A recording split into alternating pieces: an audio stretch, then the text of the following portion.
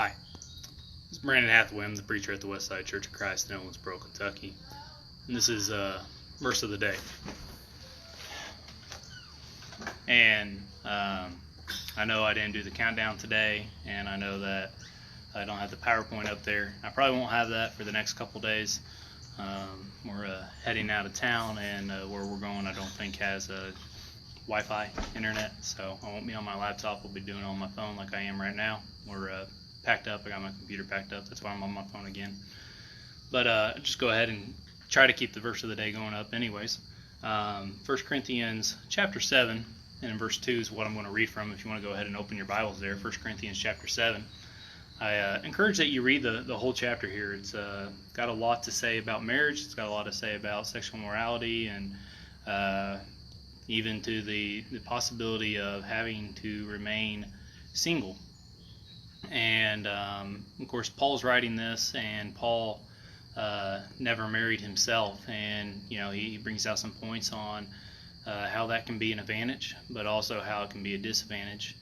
And so the verse that I'm going to be reading about speaks on to an extent of how it's a disadvantage because of temptations of the world that is out there. And so here it says in 1 Corinthians chapter 7 and in verse 2, "Nevertheless, because of sexual immorality, let each man have his own wife, and let each woman have her own husband."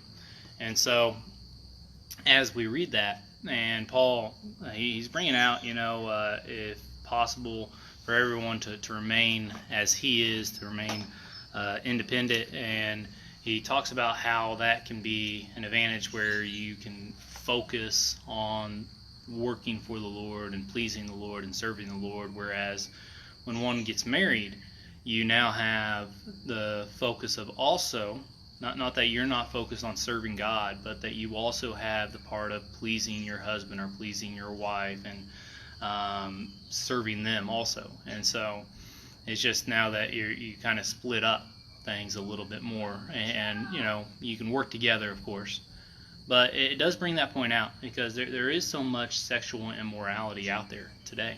There is fornication, having those relationships before marriage. There's adultery, the going and having outside relationships outside of your marriage. There is homosexuality. There is bestiality. There's so much out there.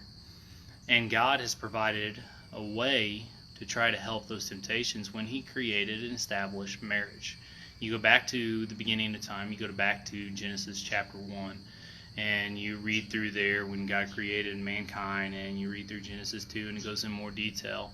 But you read that account, and it goes forth, and as He creates Adam, and then He goes forth, and Adam's going in through the garden, he's naming the beast of the earth, and God looks at Adam and says it's not good that man should be alone, and all the things in those first 6 days that God created all these things, and this was good, and that was good, and mankind was good.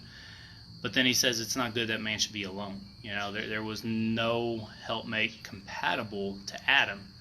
And so He created Eve, He created woman, He created where we can have that helpmate, and that's for spiritual and physical, as we can read here, to help us to not have those temptations, or to take care of those temptations. It's to be done in marriage. We're not supposed to go outside of that.